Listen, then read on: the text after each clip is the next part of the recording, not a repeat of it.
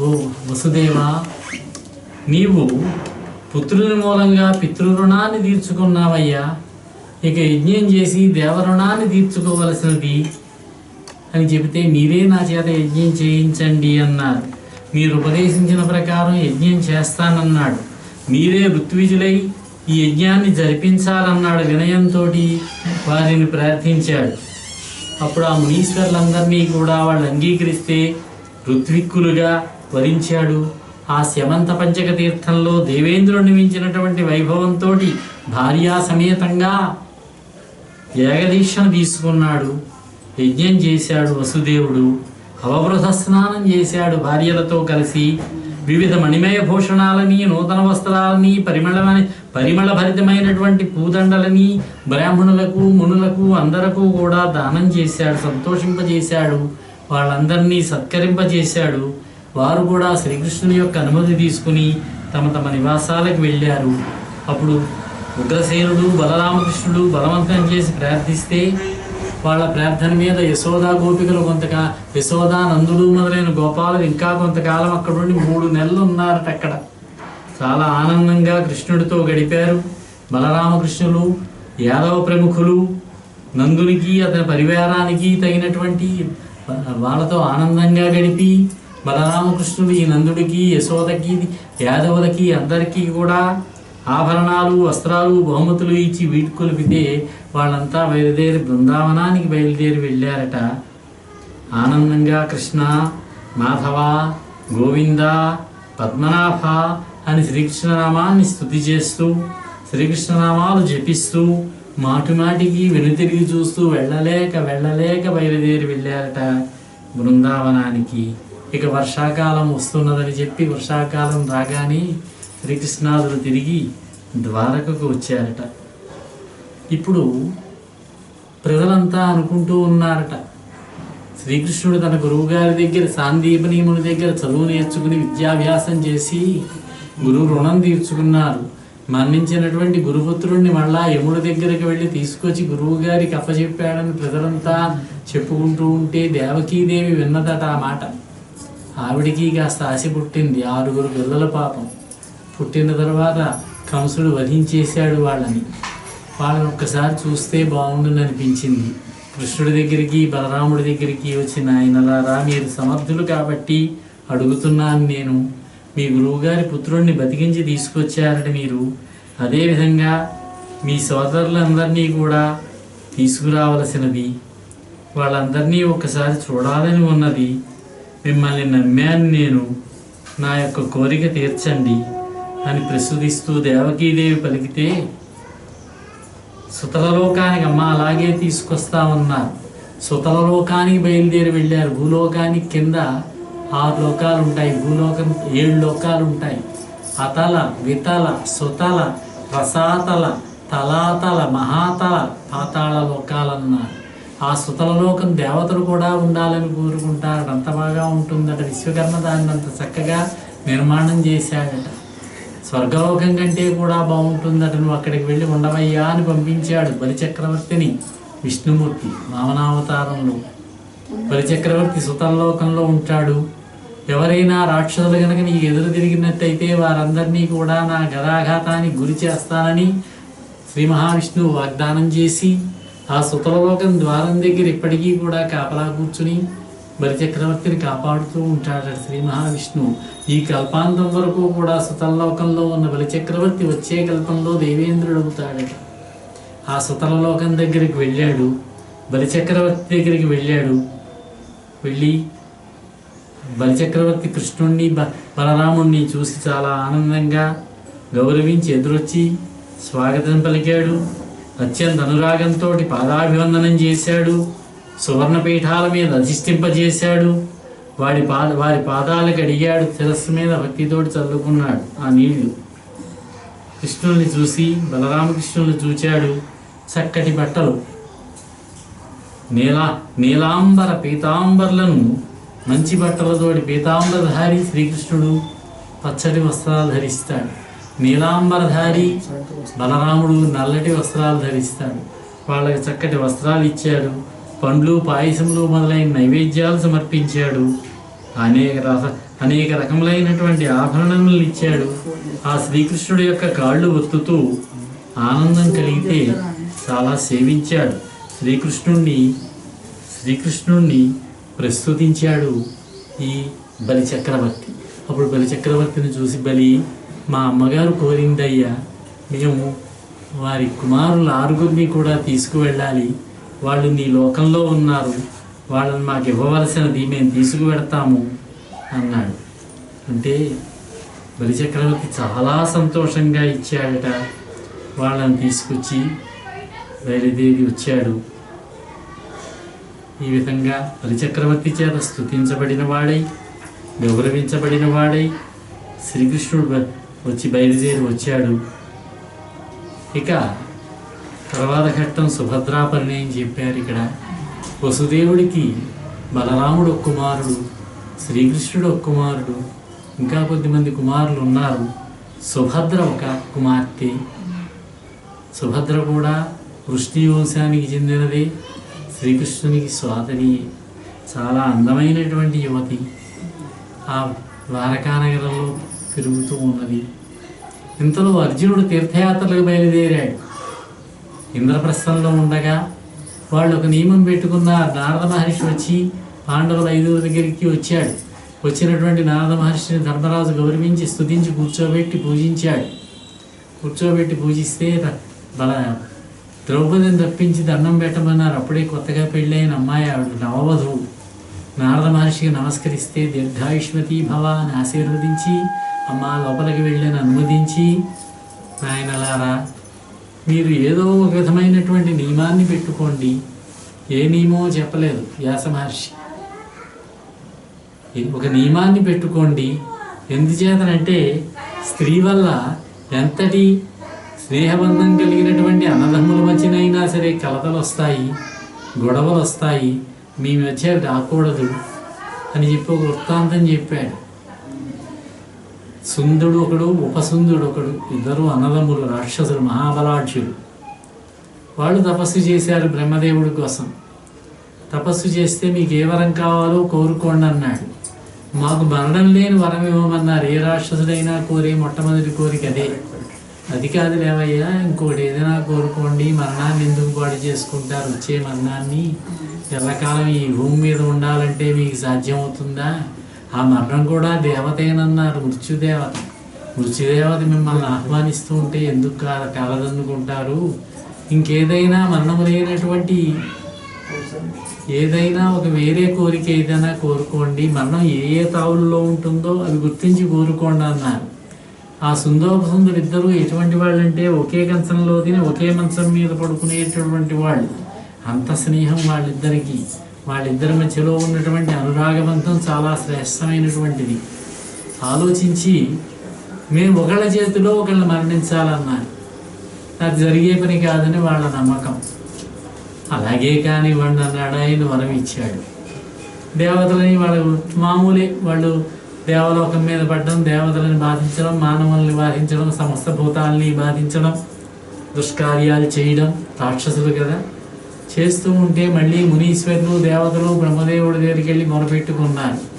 నేను చూస్తానులే అని చెప్పి బ్రహ్మదేవుడు విశ్వకర్మని పిలిచి ఒక చక్కటి అందమైనటువంటి అమ్మాయిని సృష్టించమన్నట్టు. అప్పుడు నువ్వు గింజలంత పరిమాణంలో ఉండేటటువంటి మణులతోటి ఒక అమ్మాయిని సృష్టించేట ఆయన. మరకత మణులు అనుకుంటానని. చక్కటి అమ్మాయి తయారైంది. తిలోత్తమ అని పేరు పెట్టారు ఆ అమ్మాయికి. బ్రహ్మదేవ ఏమిటి ఆజ్ఞ అన్నది. అక్కడ భూలోకంలో ఉన్నటువంటి సుందోపసుందులు ఏదో విధంగా వాళ్ళల్లో వాళ్ళకి తగవచ్చేలా చేయాలన్నాడు. నెమ్మదిగా బయలుదేరి వచ్చింది. వాళ్ళు విహరిస్తూ ఉంటే ఉద్యానవనంలో వారికి కనపడకుండా అక్కడే విహరిస్తూ మరులు గొలిపింది.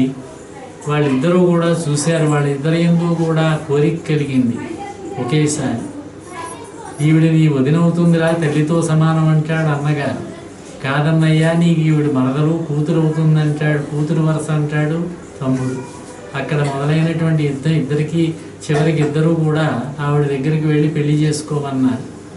అప్పుడు ఆవిడంది తెలివిగా, మీ ఇద్దరిలో ఎవరు బలవంతులో వాళ్ళు పేలితే ఒకడు పోయి ఒకడు మిగిలితే అతన్ని చేసుకుంటాను నేనంది. సరే యుద్ధానికి సిద్ధమయ్యారు. ఎంతోసేపు అక్కర్లేదు, ఒక దెబ్బ కొట్టుకుంటే చాలు. బ్రహ్మదేవుడు వరం మీ ఇద్దరిలోనే చస్తారని చెప్పాడు కదా, ఇద్దరూ మరణించారు. అలా ఉంటుందయ్యా ధర్మరాజా. అందుచేత మీరు ఒక నియమం పెట్టుకోండి అంటే వీళ్ళల్లో వీళ్ళు ఆలోచించుకుని ద్రౌపదీదేవి ఒక్కొక్క సోదరింటిలో ఒక్కొక్క సంవత్సర కాలం ఉండేలాగా, ఆ సంవత్సర కాలంలోనూ వాళ్ళిద్దరూ కలిసి ఉన్న ఈ భవనంలోనికి కానీ ఆ ప్రాంతానికి కానీ మిగతా వాళ్ళు ఎవరూ వెళ్లకుండా ఉండేలాగా నియమం పెట్టుకున్నారు. ద్రౌపది దగ్గరికి వెళ్ళి చెప్పారు, ఇలా చేద్దాం అనుకుంటున్నామని. అంతా బాగానే ఉందండి, నేను ఎవరింట్లో ఉంటానో వాళ్ళు మిగతా భార్యలతోటి, అందరికీ తలో భార్య, ముగ్గురేసి భార్యలు ఉన్నవాళ్ళే. నకుల సహదేవులకు కూడా భార్యలు ఉన్నారు. భీమసేనుడికి 3 అనుకుంటాను. హిడింబ ఒక ఆవిడ, ద్రౌపది ఒక ఆవిడ, అలాగే కాశీరాజు కూతురు జలంధర అనేటటువంటి ఆవిడ్ని స్వయంవరంలో తన పరాక్రమాన్ని ప్రదర్శించి గెలుచుకొచ్చాడు. వీళ్ళందరిలోనూ గొప్పవాడు అర్జునుడు, ఆయనకి 4 భార్యలు. ద్రౌపది ఇప్పుడు సుభద్ర భార్య కాబోతున్నది. తర్వాత ఉలూపి అనే నాగకన్య, తర్వాత చిత్రలేఖ చిత్రలేఖే అనుకుంటాను ఆవిడ. 4 మొత్తం పాండ్యదేశపు రాజకుమార్తె. ఈ విధంగా వాళ్ళకి భార్యలు ఉన్నారు. నేను ఎవరింట్లో ఉంటానో వాళ్ళు నాతోటే ఉండాలి, మిగతా భార్యలను దూరంగా పెట్టాలంది ఆవిడ. అలాగే చేద్దాంలే అన్నారు. అలా నడుస్తూ ఉండగా ఒకసారి ధర్మరాజు గారి వంతు వచ్చింది. ఆయన ఇంట్లో ఉన్నది. ఒక బ్రాహ్మణుడు తన గోవుని ఎవరో అపహరించి తీసుకుపోతున్నారని చెప్పి ఏడుస్తూ వచ్చాడు. రాత్రిపూట, అర్ధరాత్రి పూట. అర్జునుడు, బ్రాహ్మణుడు కోరిక తీర్చాలి, దొంగతనం జరిగింది, దొంగల్ని శిక్షించాలి, రాజధర్మం. దాంతో ఆయుధాలు తీసుకోవాలి. ధర్మరాజు ద్రౌపది కలిసి ఉన్నారు. ఆ సమయంలో కళ్ళు మూసుకునే వెళ్ళాడు. పాపం వాళ్ళ పక్కనే ఉన్నది ఆయుధాగారం, ఆయుధాలు దాచి ఉంచే చోటు. తన గాంధీవం తెచ్చుకున్నాడు, రథం ఎక్కాడు, వెళ్ళాడు, ఆ దొంగల్ని వధించాడు, ఆ గోవుని రక్షించాడు, బ్రాహ్మడికి ఇచ్చాడు. మరుసటి రోజు పొద్దున్నే ధర్మరాజు దగ్గరికి వచ్చి, అన్నయ్య నేను నియమాన్ని ఉల్లంఘించాను, అనుజయిస్తే ఏమిటి దానికి పరిష్కారం అంటే 12 సంవత్సరములు తీర్థయాత్ర చేయాలట. 12 సంవత్సరములని సంస్కృతంలో రాశారు, తెలుగు భారతంలో 1 సంవత్సరం అని రాశారు. 12 నెలలు అని. 12 నెలలు సాధ్యం కాదేమో అనిపిస్తుంది. వ్యాసుల వారే సరిగ్గా చెప్పారేమో అనిపిస్తుంది. బయలుదేరాడు. ఎందుకన్నా తమ్ముడు పర్వాలేదు లేరా, అన్నగారు ఉన్న చోటకి తమ్ముడు రావచ్చు కానీ తమ్ముడు ఉన్న చోటకి అన్నగారు వెళ్ళకూడదు అన్నాడు. ఈ నియమాలే మనం పెట్టుకున్న నియమాన్ని చెదగొట్టుకున్నట్టయితే ప్రజల్లో మనకు గౌరవం ఉండదు, మన ధర్మాన్ని ద్రోహం చేసిన వాళ్ళం అవుతాము, అనుమతి ఇవ్వండి వెళ్ళొస్తానన్నాడు. అనుమతించాడు పాపం ధర్మరాజు. బయలుదేరి వెళ్ళాడు. గంగాద్వారం దగ్గరికి వెళ్ళాడు. హృషికేశ్ అక్కడ యజ్ఞయాగాదులు చేస్తూ ఉండగా, తపస్సు చేస్తూ ఉండగా ఒక రోజున గంగలో మునిగి స్నానం చేస్తూ ఉంటే ఉలూపి అనే నాగకన్య నాగలోకానికి తీసుకుపోయింది. ఒక రాత్రి ఆమెతో గడిపాడు. నేను ఇక్కడ దీక్షలో ఉన్నాను నేను అంటే, నాకు అంతా తెలుసయ్యా, నువ్వు మీ అన్నగారిని అనుమతి పొందొచ్చావు, కానీ కోరినటువంటి వనితను తిరస్కరిస్తే బ్రహ్మహత్యా దోషం, అది చూసుకోవాలని. దాంతో కాదననే ఆ రాత్రి ఆవిడతో గడిపాడు. కుమారుడు కలిగాడు వాళ్ళకి. బయలుదేరి వచ్చాడు. తర్వాత 12 సంవత్సరములు అయిన తర్వాత ఇంకా కొంతకాలం తిరిగి 3 దేశములు దక్షిణ దేశంలో, 3 సంవత్సరములు దక్షిణ దేశంలో కూడా ఉన్నాడు. ఆ తర్వాత అక్కడి నుంచి బయలుదేరి ప్రభాస తీర్థం దగ్గరికి వస్తే కృష్ణుడు ఎదురు వచ్చి తీసుకుని వెళ్ళాట. ద్వారకా తీసుకుని వెళ్ళాడు. యతీశ్వరుల్లా ఉన్నాడు. మారువేషం ఏం కాదు కానీ గడ్డం పెంచాడు. గుర్తుపట్టలేదు బలరాముడు. సుభద్రను అతనికి సేవలు చేయడానికి నియోగించారు. వాళ్ళ ఇంట్లో చాతుర్మాస్య దీక్ష అన్నారు. 4 నెలల పాటు ఇక్కడే ఉంటాడన్నారు. ఆ 4 నెలలు ఉండే కాలంలో సుభద్ర సేవ చేస్తూ ఉన్నది. ఒకరి యందు ఒకరికి అనురాగం కలుగుతూ ఉన్నది. ఆ అమ్మాయిని చూస్తుంటే ఇతనికి కూడా అనురాగం కలుగుతూ ఉన్నది. సుభద్ర యందు జలరుహ పత్ర నేత్రు అనుసంభవ చారువధూలలామ సల్లలిత విహార విభ్రమ విలాసములు ఆత్మకు విందుసేయ అబ్బలరిపు నందనుండు కని భావజ సాయక బాధ్యమాన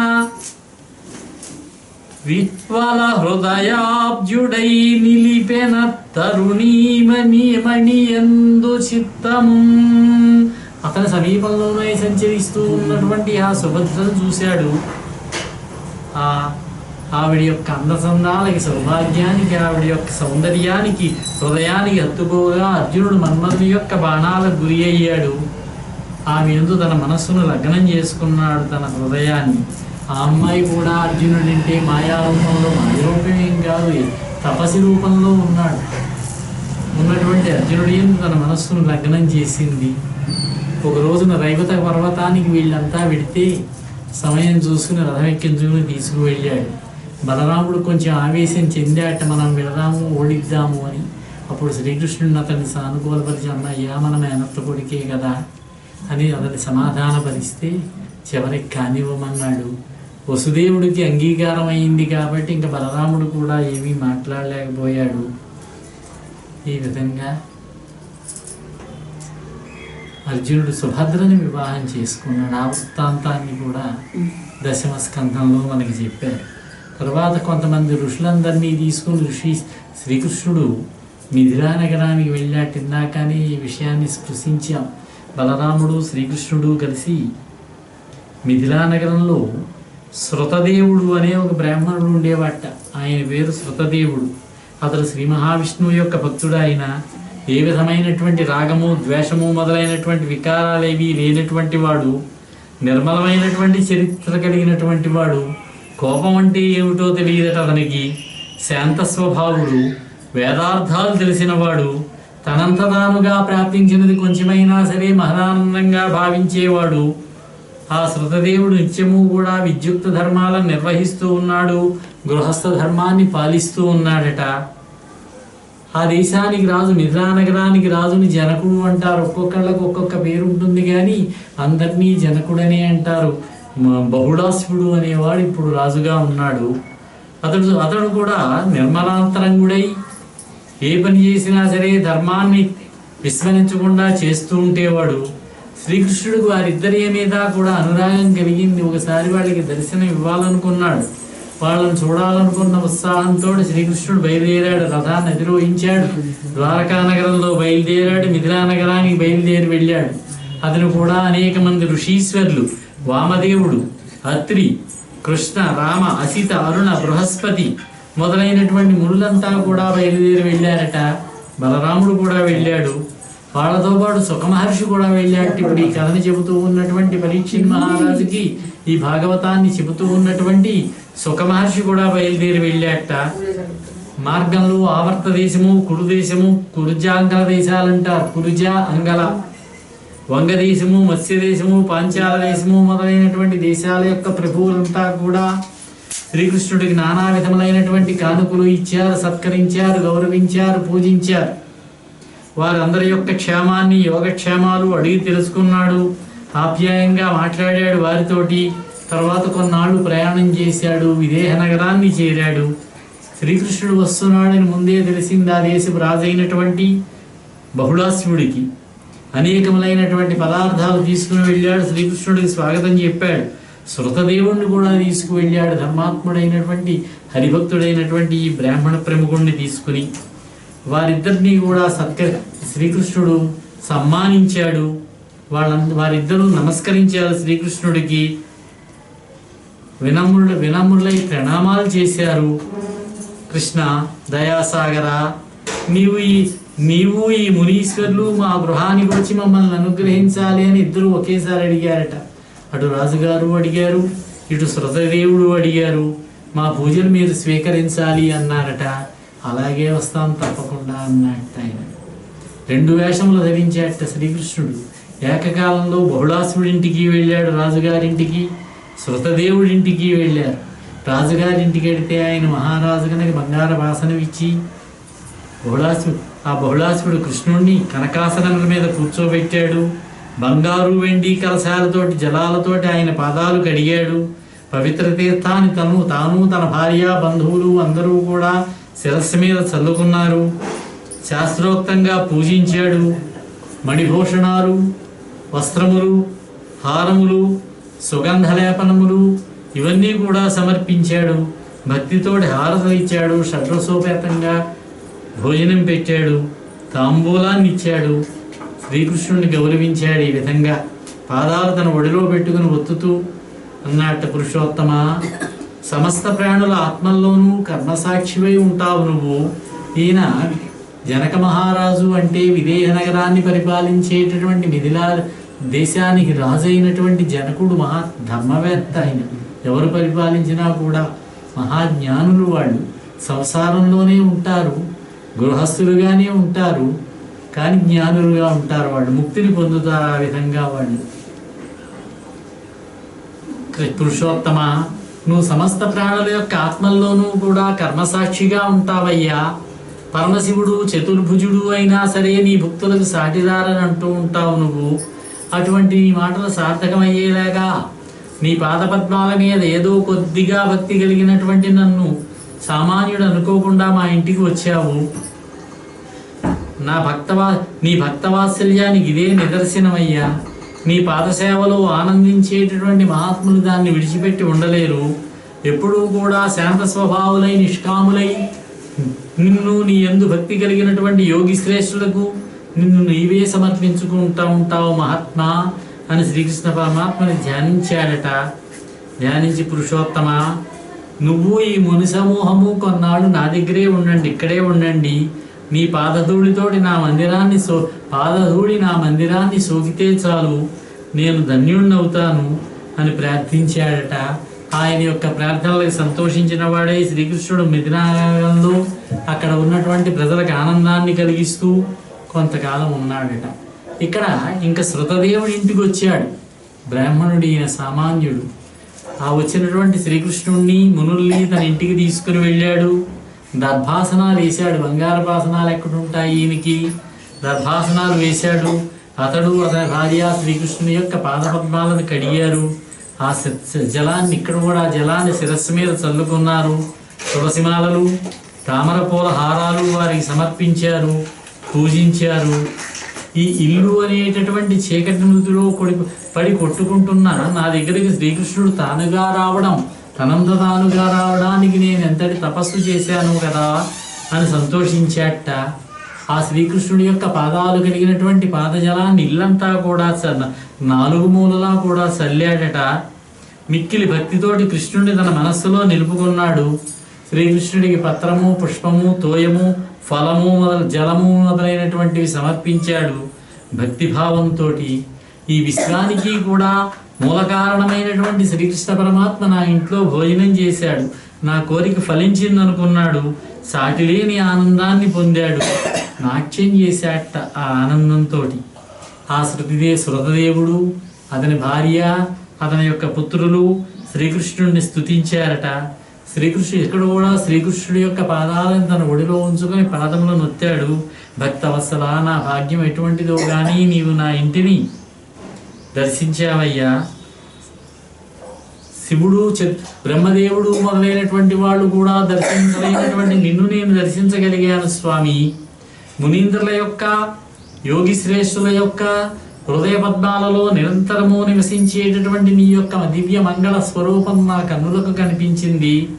నీ దివ్యగాథలను చెవుల పండుగగా వింటూ, నీకు పూజలు చేస్తూ, నీ పాదపద్మాలకు నమస్కారం చేస్తూ, నీ దివ్యనామాన్ని జపిస్తూ, తమ శరీరాలు నీ అధీనాలను భావించేటటువంటి మహాత్ములు ఉంటారే, వాళ్ళ హృదయాలలో నీవు కనిపిస్తూ ఉంటావు. వాళ్ళ హృదయాలనేటటువంటి అద్దాలలో నీవు ఎప్పుడూ కనిపిస్తూ ఉంటావు. కర్మతంత్రులైనటువంటి వారి హృదయాల దూరమవుతావు నువ్వు మహాత్ముడు అయ్యా. నీ పాదసేవలో నిరంతరము సంచరించేటటువంటి నన్ను ఏ పని చేయమంటావో ఆజ్ఞాపించవలసినది అన్నాడట. అప్పుడు గోవిందుడు చిరునవ్వు నవ్వుతూ అన్నట్టు, నాయన భూసురోత్తమ, తపోధనులైనటువంటి ఈ మునిశ్రేష్ఠులు తమ పాదధూళితోటి ఈ లోకాన్ని పవిత్రం చేస్తారు. అటువంటి మునిశ్రేష్ఠులు వారికిగా వారు ఎక్కడికి కావాలంటే అక్కడికి వెళ్ళగలరు. వారు ఈనాడు నా వెంట నీ ఇంటికి వచ్చారయ్యా. నువ్వు చాలా అదృష్టవంతుడివి. పుణ్యస్థలాలు, బ్రాహ్మణులు, దేవతలు స్పర్శన, దర్శన, అర్చన మొదలైనటువంటి వాటి వల్ల ప్రాణుల యొక్క సమస్త పాపాలను నిర్మూలిస్తారు ఈ బ్రాహ్మణులు. బ్రాహ్మణుడు పుట్టుకతోటే సమస్త ప్రాణుల్లోనూ కూడా గొప్పవాడవుతాడు. అతడు జపము, తపము, ధ్యానము మొదలైనటువంటి అధ్యయనము మొదలైనటువంటి వాటి వల్ల పరిపూర్ణుడై ప్రకాశిస్తూ ఉంటాడన్నాడు శ్రీకృష్ణుడు. ఇంకా అంటున్నాడు, నా మనస్సులో భూసురుల మీద ఉన్నటువంటి ప్రేమ నా శరీరం మీద కూడా ఉండదయ్యా నాకన్నట్ట. అంటే పరమాత్మకు భూసురులంటే అంత ప్రేమ అన్నమాట. కనుక నీవు ఈ మునులను పూజించు చాలన్నాడు అని శ్రీకృష్ణుడు ఆనందిస్తే, అప్పుడు ఆ బ్రాహ్మణుడు, నాకు ఇష్టమైనది కూడా ఇదేనయ్యా, బ్రాహ్మణులను పూజ చేయి.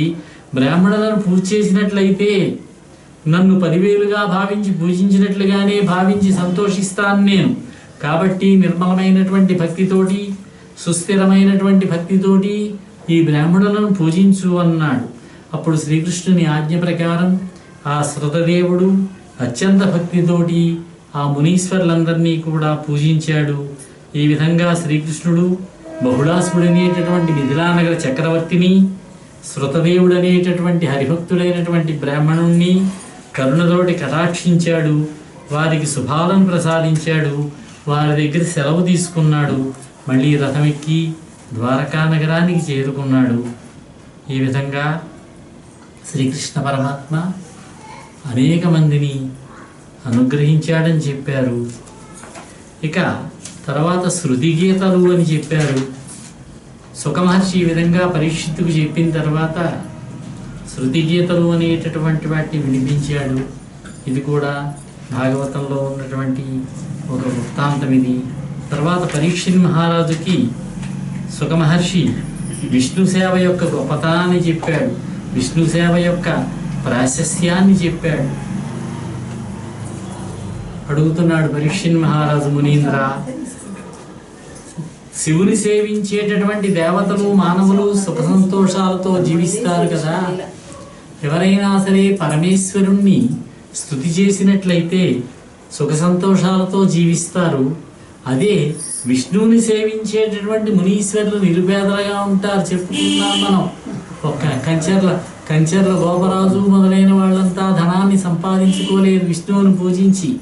అదే శివుణ్ణి పూజించినట్లయితే సంపదలు కలుగుతాయి. దీనికి కారణం ఏమిటో చెప్పండి అని అడిగాట పరీక్షిత్ మహారాజు.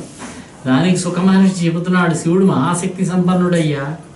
సత్వరజస్తమో గుణాలతో కూడుకుని ఉంటాడు. ఆయన దగ్గర సత్వము, రజస్సు, తమస్సు మొదలైన గుణాలన్నీ ఆయనలో ఉంటాయి. ఆయన వాటితో కూడుకున్నవాడు.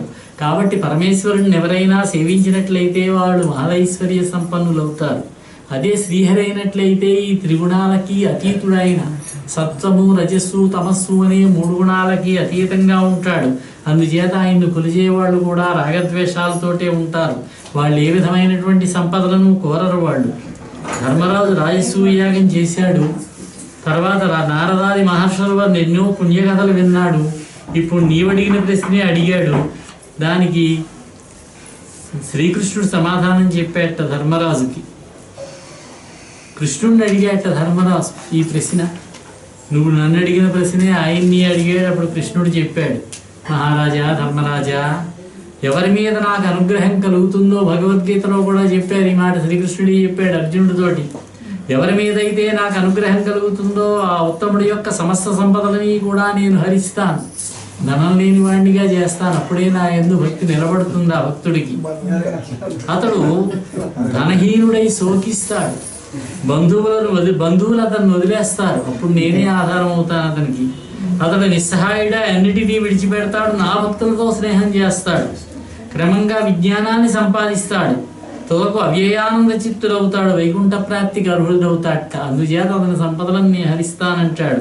కనుక నన్ను సేవించడం చాలా కష్టమని తలిచి కొంతమంది దేవతలు కొంతమంది ఏం చేస్తారంటే ఇతర దేవతలను ఆరాధిస్తారు.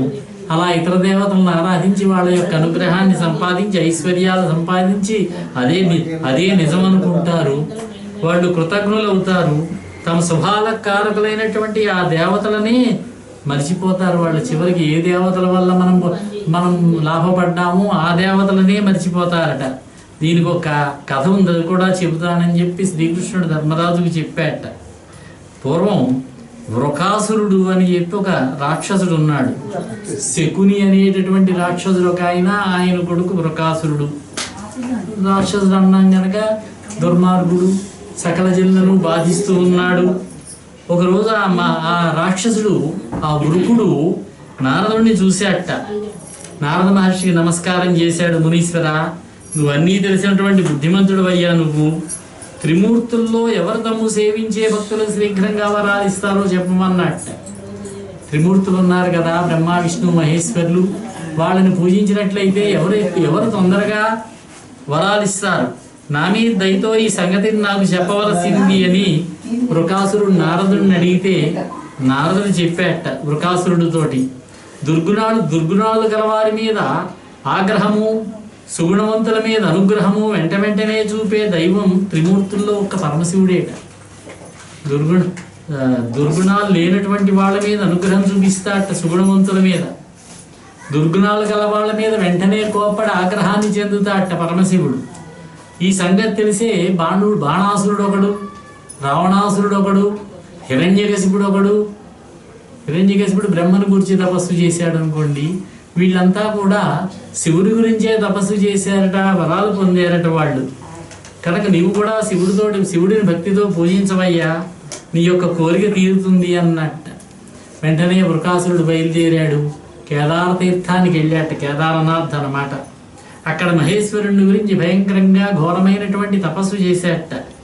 తన శరీరంలో ఉన్నటువంటి మాంసాన్ని ఒక్కొక్క ముక్క ఖండించి అగ్నిలో వేల్చి శివుడికి ప్రసాదం పెట్టడం మొదలుపెట్టాట. అగ్నికి ఆహుతి చేసేట. ఇక శివుడు అప్పటికీ కూడా ప్రత్యక్షం కాకపోతే తన యొక్క శిరస్సునే ఖండించి అగ్నిలో వేద్దాం అనుకుంటూ ఉంటే వెంటనే శివుడు ప్రత్యక్షమయ్యాట. తొందరపడకయ్యా, ఏం కావాలి, నీ కోరిక ఏమిటి? నీ మనస్సులో ఎటువంటి కోరిక ఉన్నా సరే తీరుస్తాను చెప్పవలసింది అన్నట్ట. అప్పుడు పాదాలకు నమస్కారం చేసి, మనం ఎదుగున్న కదే ఇది భస్మాసురుడి కథ, ఇక్కడే వృకాసురుడు అని పేరు పెట్టారు. పరమేశ్వర, నా హస్తాన్ని ఎవరి శిరస్సు మీద పెడతానో వాని తల 100 ముక్కలైపోవాలి. ఇదే నేను కోరేటటువంటి వరం అనుగ్రహించవలసింది అన్నాడు.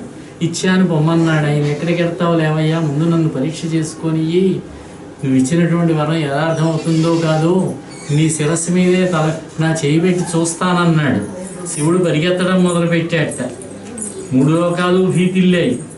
ఈ వృకాసురుడు శివుడిని తరుముకుంటూ వెళ్ళడం మొదలుపెట్టాట. శివుడు కర్తవ్యం తెలియక వైకుంఠం దగ్గరికి వెళ్ళాట.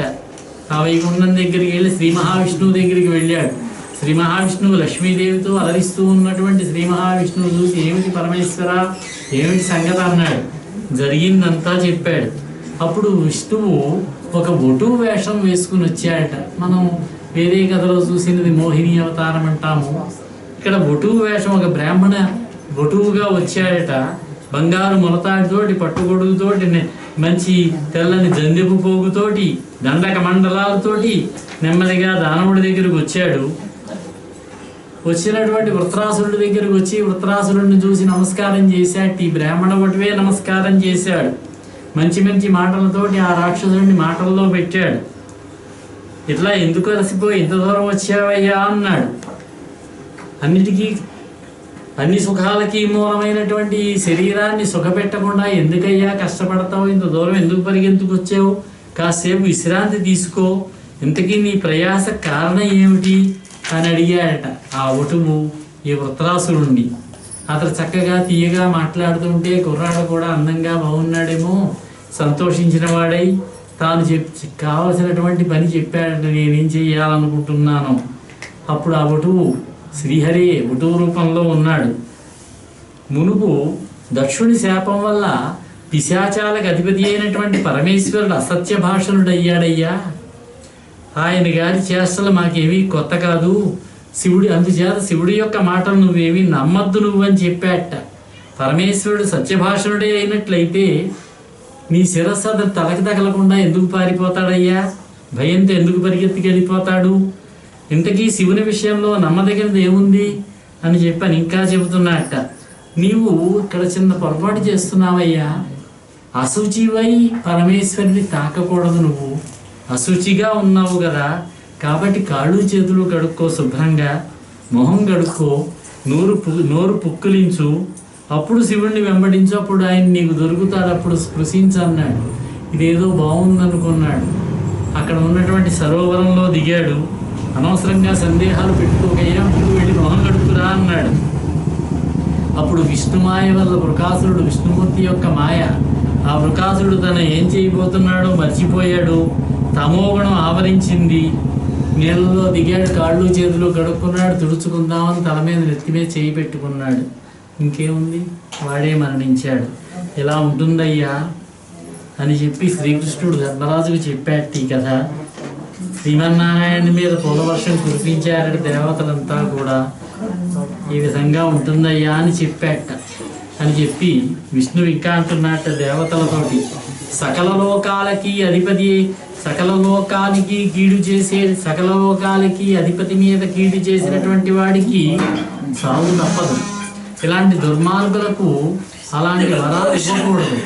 ఈ రీతిగా పలికేట. పరమేశ్వరుని జాగ్రత్తగా వెళ్ళిరావయ్యా, ఇంకెప్పుడు ఇటువంటి వరాలు ఇవ్వద్దయ్యా అని పలికేట. ఈ విధంగా శివుడిని వృకాసురుడు అనేటటువంటి రాక్షసుడు తపస్సు చేసి శివుడికే ఇబ్బంది పెట్టేటటువంటి పరిస్థితి ఇచ్చినటువంటి కథని చెప్పాడు. తర్వాత భృగు మహర్షి త్రిమూర్తుల యొక్క ప్రాశస్త్యాన్ని శోధించడానికి వెళ్ళేటటువంటి ఘట్టాన్ని కూడా చెప్పారు ఇక్కడ.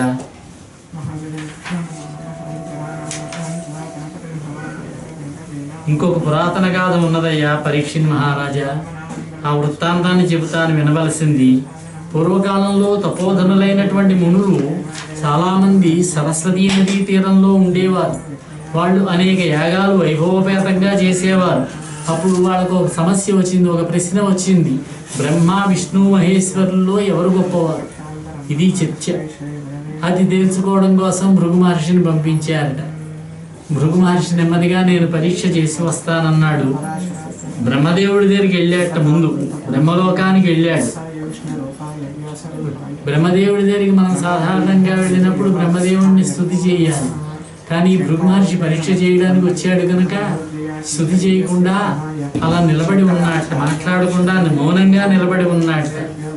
బ్రహ్మదేవుడు అతను చూశాడు, కొంచెం కోప్పడ్డాడు, దూషించాడు. బ్రహ్మదేవుని కుమారుడే భృగు మహర్షి దూషించాడు. భృగు తన పుత్రుడన్న భావంతో తన రోషాన్ని ఎలాగో వల్ల చల్లార్చుకున్నాడు, కానీ కొద్దిగా కోపాన్ని ప్రదర్శించాడు. అప్పుడు భృగు మహర్షి బ్రహ్మదేవుడి దగ్గర నుంచి బయటకు వచ్చాడు, పరమేశ్వరుడి దగ్గరికి వచ్చాడు కైలాసానికి. కైలాసంలో శివుడు పార్వతీదేవితో విహరిస్తూ ఆనందిస్తూ ఉన్నాడు. ఆ సమయానికి వచ్చాడు భృగు మహర్షి. భృగు మహర్షిని చూసి మేము ఏకాంతంలో ఉన్నప్పుడు ఎందుకు వచ్చామని పార్వతీ పరమేశ్వరులు ఇద్దరూ దూషించారు. అక్కడి నుంచి బయటకు వచ్చాడు. విష్ణుమూర్తి దగ్గరికి వెళ్ళాడు. విష్ణుమూర్తి లక్ష్మీదేవితో విహరిస్తూ ఉన్నాడు. అప్పుడు భృగు మహర్షి వచ్చి విష్ణువు యొక్క వక్షస్థలంలో తన్నాడట. అయినా కూడా విష్ణువు ఏ విధమైనటువంటి కోపము తెచ్చుకోకుండా భృగు మహర్షిని గౌరవించి, మహాత్మా మీ కాలు ఎంత నొప్పి పెట్టిందో కదా అని చెప్పి ఆ కాలు పిసికే నెపంతో ఆయన పాదంలో ఒక కన్ను ఉంటుందట, 3 కళ్ళు ఆయనకి. కాల్లో కూడా ఒక కన్ను ఉంటుందట, అరికాల్లో. ఆ కన్నుని చితిపేశాడట కృష్ణుడు. అప్పుడు భృగు మహర్షి తన యొక్క తప్పు తెలుసుకున్నాడు. తర్వాత ఈ 3 దేవతల్లోనూ కూడా శ్రీ మహావిష్ణువే గొప్పవాడని నిర్ధారించిన వచ్చి మిగతా మునీశ్వరులకు అందరికీ చెప్పాడు. ఇది కూడా మనకి వెంకటేశ్వర మహాత్యంలో కనిపిస్తుంది. అప్పుడే లక్ష్మీదేవి కోపించి, నా ఎదురుగుండా మిమ్మల్ని ఆయన రన్నితే మీరేమీ కోప్పడకుండా ఆయన మీద నవ్వుతూ మాట్లాడారు, కాళ్ళు కూడా ఒత్తారు అని చెప్పి కోపం వచ్చి భూలోకానికి వచ్చిందని, ఆవిడ్ని వదలలేక విష్ణుమూర్తి కూడా వచ్చాడని, ఇదంతా మనకి తెలుసున్నటువంటి కథే. ఇదంతా కూడా తెలుసున్న కథే. తర్వాత శ్రీకృష్ణుడు మృదులైనటువంటి విప్రసుతులను తీసుకొచ్చాడు. ఒక సందర్భంలో ఒకసారి లక్ష్మీదేవికి శ్రీ కృష్ణుడు చూడాలనిపించింది. ఎలా చెబుతుంది పాపం విష్ణుమూర్తితోటి, కృష్ణుడు చూడాలనుందండి, తీసుకెళ్ళండి అంటే ఏం బాగుంటుంది. కృష్ణుడు ఏదో భూలోకంలో చాలా లీలలు చేస్తున్నట్ట చూద్దామనిపించింది. విష్ణుమూర్తి ఇది గ్రహించి కృష్ణుడిని ఇక్కడికి రప్పించడం కోసం అని చెప్పి ఒక బ్రాహ్మణుడు ఉంటే ఆ బ్రాహ్మణుడి యొక్క బాలుడు పుట్టినవాడిని పుట్టినట్టుగా మరణిస్తున్నారు వాళ్ళు. అందరినీ విష్ణువు తీసుకుపోతున్నాడట. 1వ అబ్బాయి పుట్టాడు, వెంటనే చనిపోయాడు పుట్టింట్లోని. 2వ అబ్బాయి పోయాడు, 3వ అబ్బాయి పోయాడు. అలా 8 మంది పుత్రులు పోయారట. దుఃఖపడుతున్నాడు పాపం ఆయన. ఇంకా 9వసారి ఈసారైనా సరే కుర్రాడు నిలబడాలని చెప్పి శ్రీకృష్ణుడిని బలరాముణ్ణి ప్రార్థిద్దామని చెప్పి వాళ్ళ దగ్గరికి వచ్చాడట. వచ్చి వాళ్ళతోటి కొంచెం నిష్ఠూరంగానే మాట్లాడాడు. నా దోషమేనా ఉండాలి, నీ దోషమేనా ఉండాలి? నా దోషం ఉంటే నా వల్ల పుత్రులు పోవాలి, కానీ నేను మంచి లక్షణములు కలిగిన వాడిని, ఏ విధమైనటువంటి దోషములు లేవు నాలో. నేను చక్కగా జీవిస్తూ ఉన్నాను, ధర్మ మార్గంలో బతుకుతూ ఉన్నాను. నీలో దోషం ఏదో ఉండుంటుంది, అందుకే నా కుమారులు పోతున్నారు. రాజు దోషం చేస్తే ప్రజలకు దోషం తగులుతుందన్నారు. అందుచేత రాజైన వాడు చాలా జాగ్రత్తగా ఉండాలట. శ్రీకృష్ణుడు ఆ విధంగా నిందిస్తూ మాట్లాడితే అక్కడే ఉన్నట్టు అర్జునుడు ఆయన కోపం వచ్చిందట. ఏమయ్యా, నీ యొక్క ఇలా మాట్లాడుతున్నా ఏమిటి నీ సమస్య అన్నట్టు చెప్పాడు. అబ్బాయిలు పోతున్నారు, ఈసారైనా గర్భం నిలబడి కుర్రాడు పుట్టే బాగుందని. సరే, ఆ సమయానికి పిల్ల నేను వచ్చి రక్షిస్తానన్నాడు. నేను వచ్చింది శ్రీకృష్ణుడితో చెప్పుకుందామని, నీ సహాయం నాకెందుకన్నట్ట. అప్పుడు అహంభావం అడ్డొచ్చింది, అహం అడ్డొచ్చింది అర్జునుడికి. గాంధీవధారిని నేను, ఎంతో మంది రాక్షసులను నిర్జించిన వాడిని నేను కనుక ఈసారి కనుక నీ కుమారుని రక్షించలేకపోయినట్లయితే తనకు అలవాటైన ప్రతిజ్ఞ ఒకటి ఉన్నది, ఆ ప్రతిజ్ఞ చేసేసాడు. గాంధీవంతో సహా అగ్నిలో ప్రవేశిస్తానన్నాడు. సరే, నమ్మి వెళ్ళాడు. అర్జునుడిని పిలిచాడు పురుటి సమయానికి, ప్రసవ సమయానికి. చుట్టూ కూడా తన బాణాలతోటి వల పెట్టేసి ఏ విధమైనటువంటి క్షుద్ర శక్తులు ప్రవేశించకుండా అర్జునుడు కాపలా కాశాడు. కుర్రాడు పుట్టాడు, ఏడుపు వినపడింది, వెంటనే మరణించాడని అక్కడ ఉన్న దాదుల ఏడుపు వినపడింది. అర్జునుడిని దూషించాడు. కృష్ణుడిని నమ్ముకుంటే పని అయ్యేదేమో, నిన్ను నమ్ముకున్నాను అని. అర్జునుడు అభిమానం అడ్డవచ్చి, కృష్ణ ఇంకా మరణిస్తాను, నేను అగ్నిలో దూకుతానన్నాడు. ఉండవయ్యా, కంగారు పడకయ్యా, నేను చూస్తాను కదా అని దారుకుణ్ణి పిలిచి రథాన్ని సిద్ధం చేయమని, అర్జున రథం ఎక్కన్నాడు. ఇద్దరు బయలుదేరి నెమ్మదిగా వైకుంఠానికి వెళుతున్నారు. దారిలో అంతా చీకటి. ఆ చీకటిలోంచి వెళుతూ ఉంటే కృష్ణుడు తన యొక్క మాయను ప్రయోగించి చీకటిని పోయేటట్టుగా చేశాడు. బయలుదేరి వైకుంఠానికి వెళ్ళారట. అక్కడ విష్ణుమూర్తి దర్శనం కూడా అయింది వాళ్ళకి. ఆ వైకుంఠంలో దర్శనం చేసుకుంటే అక్కడ ఆడుకుంటూ ఉన్నారట ఈ పిల్లలు. శ్రీకృష్ణుడు దర్శనం అయింది. శ్రీకృష్ణుడు వైకుంఠానికి వచ్చాడు ఈ బాలకుల కోసం అని చెప్పి. ఇక్కడ ఉన్నటువంటి మునీశ్వర్లంతా కూడా మిమ్మల్ని చూడాలని కోరుకున్నారు, కాబట్టి నేను ఇక్కడ రప్పించానన్నట్టు విష్ణుమూర్తి. అదో కథ. లక్ష్మీదేవి కోరుకున్నది అనేది ఒక కథ. ఈ విధంగా ఆ విధంగా వాళ్ళని తీసుకొచ్చి మళ్ళీ ఆ బ్రాహ్మణుడికి అప్పగించాడట. ఆ విధంగా శ్రీకృష్ణుడు ఒకసారి వైకుంఠానికి అర్జునుడు సమేతుడై వెళ్ళాడు. ఆ విధంగా కథ చెప్పారు. అర్జునుడు శ్రీకృష్ణుడు అనేక విధాలుగా స్తుతించాట. శ్రీకృష్ణుడి పాదాలకు నమస్కారం చేశాట, పాదపద్మాలకు నమస్కారం చేశాట, పరమానంద భరితుడయ్యాట. ఈ విధంగా శ్రీకృష్ణుడు ద్వారకానగరంలో అనేక సంవత్సరాల పాటు నివసించాడు. దేవేంద్ర వైభవంతో ద్వారకానగరంలో ఉన్నాడు. ఆ ద్వారకానగరంలో బంగారు మహిమలైనటువంటి భవనాలు ఉన్నాయి. ఆ విధంగా కాలం గడుస్తూ ఉండగా ఈలోగా చెప్పుకున్నాం మనం, పరమేశ్వరుడికి అనుగ్రహం, పరమేశ్వరుని యొక్క అనుగ్రహం వల్ల శ్రీకృష్ణుడు భార్యలందు ఒక్కొక్కరికి 10 మంది అబ్బాయిలు పుట్టారని. అలాగే రుక్మిణీదేవికి ప్రద్యుమ్నుడు, దీప్తిమంతుడు, భానుడు, బృహద్భానుడు, మధుడు, మిత్రవిందుడు మొదలైనటువంటి కుమారులంతా కలిగారు. ఇందాక వచ్చిన విషయమే. త్రివక్కర అనేటటువంటి ఆవిడకి ఇవిడే కుబ్జ అనుకుంటున్నాను. త్రివక్కర అనేటటువంటి స్త్రీకి కృష్ణుడి వల్ల ఉపశ్లోకుడు అనేవాడు పుట్టాడు. అతడు కృష్ణ భక్తుడు, నారదుడికి శిష్యుడు. సాత్వత తంత్రం అనేటటువంటి వైష్ణవ స్మృతి గ్రంథాన్ని రచించాట ఆ ఉపశ్లోకుడు అనేటటువంటి వాడు. బ్రాహ్మణులు కానిటువంటి వారికి, స్త్రీలకు, దాసీ జనాలకి ఈ గ్రంథం ముక్తి మార్గాన్ని తెలుపుతుందట. ముక్తిని ఏ విధంగా పొందాలో తెలియజేస్తుందట. ఈ విధంగా కృష్ణుని యొక్క కుమారులు, మనుమలు, వాళ్ళ యొక్క కుమారులు అసంఖ్యాకంగా ఆయురారోగ్యాలతోటి మహాబలంతో ప్రకాశించారట. ఎవరిని లెక్క పెట్టడానికి వీలు లేకుండా లెక్క పెట్టడానికి కూడా వీలు లేదన్నారు. ఆ శ్రీకృష్ణుడి యొక్క కుమారులకి పాఠాలు చెప్పేటటువంటి మనవలకు కూడా పాఠాలు చెప్పేటటువంటి గురువులే 3,88,100 మంది ఉన్నారట. 3,88,100 మంది గురువులు ఉన్నారంటే ఇక శ్రీకృష్ణుడి యొక్క సంతతి ఎంతమంది ఉంటారో లెక్కించడానికి ఎవరైనా సాధ్యమవుతుందా అన్నారు. దేవదానవ సంగ్రామంలో మరణించినటువంటి రాక్షసులంతా కూడా ద్వాపర యుగంలో రాజులుగా జన్మించారు. ప్రజలను అనేక బాధలకు గురి చేస్తూ ఉన్నారు. ఆ రాక్షసులను చంపడం కోసం విష్ణుమూర్తి దేవతలను యదుకులంలో జన్మించేలాగా చేశాడు. అందుకే ఆయన అవతార పరిసమాప్తి 101 కులాలు ఏర్పడ్డాయి యాదవ వంశంలో. లెక్క పెట్టడానికి సాధ్యం కానంత మంది జన్మించారు. వాళ్ళందరినీ ఆయనే తీసుకొచ్చాడు. విష్ణుమూర్తి భూలోకంలో అవతరిస్తూ తనతో పాటుగా యాదవులందరినీ తీసుకొచ్చాడు. మళ్ళీ వెళ్ళేటప్పుడు ఆయనే తీసుకెళ్ళిపోయాడు. ఇంకొక విషయం, ఈ యాదవుల్లో ఎవరూ కూడా ఒకరిద్దరు తప్ప ఇంకెవరూ కూడా కౌరవ పాండవ సంగ్రామంలో పాలు పంచుకోలేదు. ఒక సాత్యకి అర్జునుడి యొక్క శిష్యుడు, అర్జునుడి యొక్క మిత్రుడు, అర్జునుడి యొక్క భక్తుడు కనుక సాత్యకి పాండవ పక్షంలో యుద్ధం చేశాడు. కృతవర్మ అనేటటువంటి యోధుడు దుర్యోధనుడికి మిత్రుడు, బలరాముడి దగ్గర ఇద్దరు కలిసి చదువుకునేటప్పుడు స్నేహితుడు. కాబట్టి కృష్ణుడి మీద కొంచెం ద్వేషం కూడా ఉంది కృతవర్మకి. దానివల్ల కౌరవ పక్షంలో యుద్ధం చేశాడు. శ్రీకృష్ణుడు 10 లక్షల మంది యాదవ వీరులను ఇచ్చాడే, దానికి ఒక కథ చెబుతారు. భూలోకంలో రాక్షసులంతా కూడా రాజులుగా జన్మించారట. ఇది చూసి దేవతలంతా కూడా జన్మిస్తున్నారు. శ్రీకృష్ణుడు ఈ యాదవులందరినీ కూడా భూలోకంలో జన్మింపజేశాడు. ఇది చూసి రాక్షసులు అనుకున్నట్టు మనం ఏ విధంగా భూలోకంలోకి వెళితే బాగుంటుంది అని ఆలోచించి శ్రీకృష్ణుడు ఉన్నటువంటి యాదవ కులంలోనే మనము జన్మిద్దామని చెప్పి 10 లక్షల మంది వీళ్ళని నారాయణీ సేన అంటారు.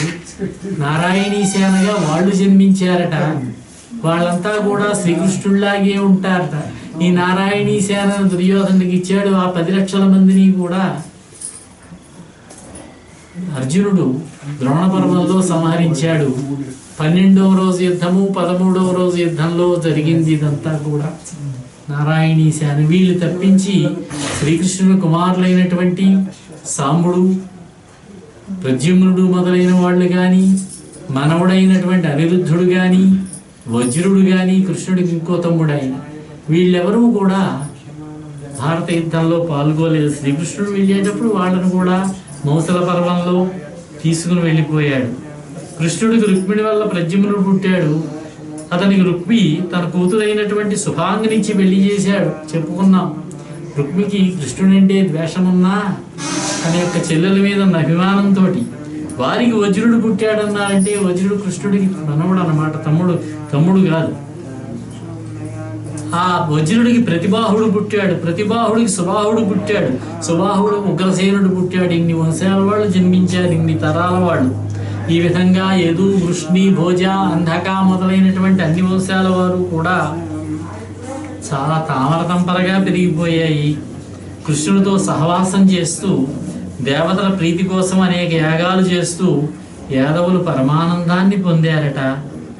మహోత్సాహంతో కృష్ణుడు కనుక మురళిని వాయించినట్లయితే ఆ గానం విని కృష్ణుడిని సేవించాలనేటటువంటి కాంక్షతోటి సుందర గోప స్త్రీలు పరమానందంతో బృందావనం నుంచి పరిగెత్తుకుని వచ్చారు ఆ చిన్నతనంలో.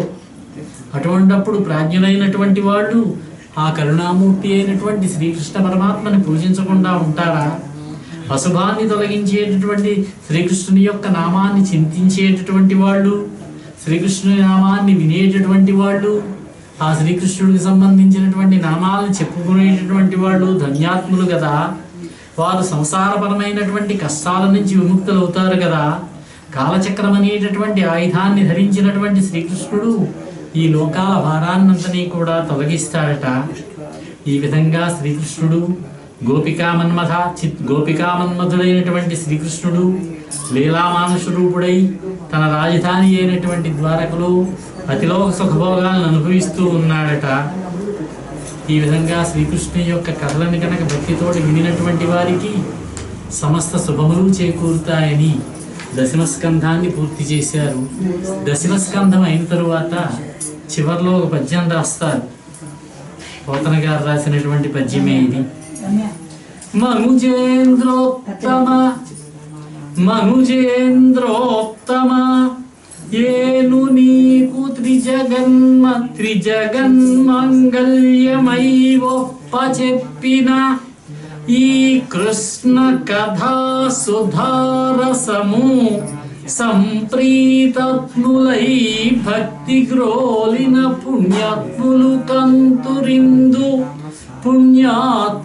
కంతురు ఇందు సుఖముల్ నిర్ధూత సర్వాఘులై అనయంబుంతుదిగంతురు అచ్యుత పదం వైనట్టి కైవల్యము.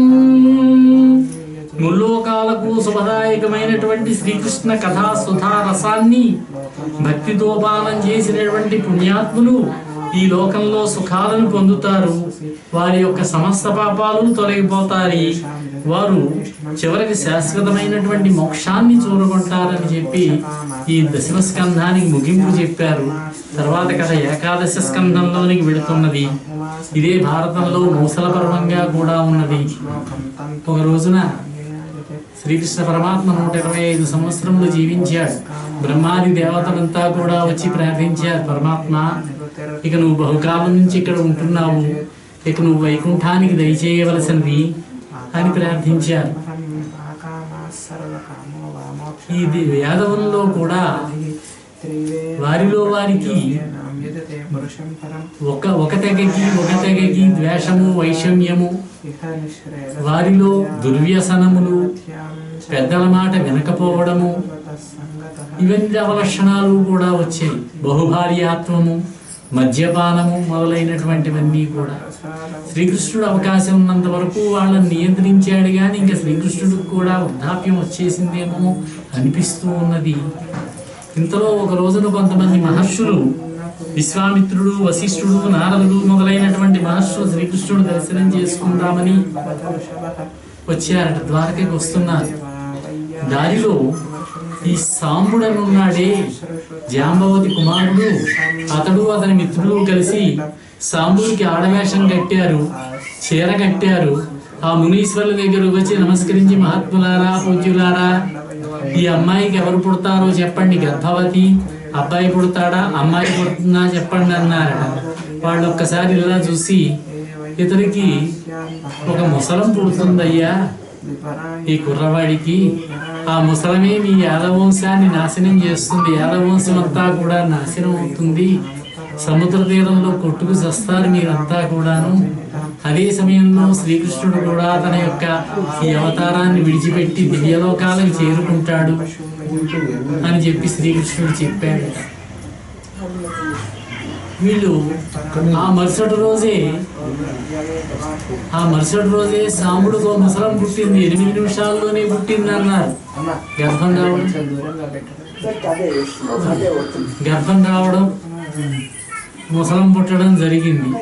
వసుదేవుడి దగ్గరికి వెళ్ళి చెప్పారట. జరిగిన విశేషాలన్నీ కూడా వసుదేవుడి దగ్గరికి వెళ్ళి చెప్పారట. చెబితే ఈ రోకలను అరగదీయండి, ఇనప రోకలది, రోకలను అరగదీ సముద్రంలో కలపమన్నట్టే. ఏదో మానవ ప్రయత్నం, మునుల శాపం తప్పించడం శక్యమా? మునుల యొక్క ప్రభావం అటువంటిది, పరమేశ్వరుడి యొక్క విలాసం అటువంటిది, జరిగి తీరవలసిందే. ఏదో వాళ్ళు మానవ ప్రయత్నం చేశారు. ఒక రోకం ఉంటే ఎంతమందిని చంపుతుంది? అదే పొడైనట్లయితే ఎక్కువ మందిని చంపడానికి అవకాశం ఉంటుందన్నమాట. ఆ విధంగా రోకలను అరగతీయమంటే శుభ్రంగా అరగతీశారు. అక్కడన్నీ తుంగకర్రలు వచ్చాయట, త్రికోణాకారంలో ఉండేటటువంటి తుంగకర్రలన్నీ వచ్చాయట, సముద్రంలో వచ్చాయన్నారు. ఈ విషయాన్ని శ్రీకృష్ణుడికి చెప్పారు. శ్రీకృష్ణుడు ఒకసారి చూసి నవ్వాట. జరగవలసింది జరుగుతుంది, మీరు సాంబుడిని ఏమనకండి. అతని మిత్రులు సాంబుడికే చూశాట, సాంబుడు శ్రీకృష్ణుడికే చూశాట. మిగతా వాళ్ళకి అర్థం అవ్వలేదు వీళ్ళు ఎందుకు చూసుకున్నారో. ఎందుచేతనంటే చెప్పుకున్న విషయమే, పరమేశ్వరుడి యొక్క అనుగ్రహం చేత జన్మించినటువంటి శ్రీకృష్ణుడు ప్రతిరూపమైనటువంటి సాంబుడు కుమారుడు. సా అంబా అన్నారు. అమ్మవారి యొక్క అనుగ్రహంతో జన్మించినటువంటి అంబతో కూడినటువంటి శ్రీకృష్ణుడి యొక్క వరప్రసాది.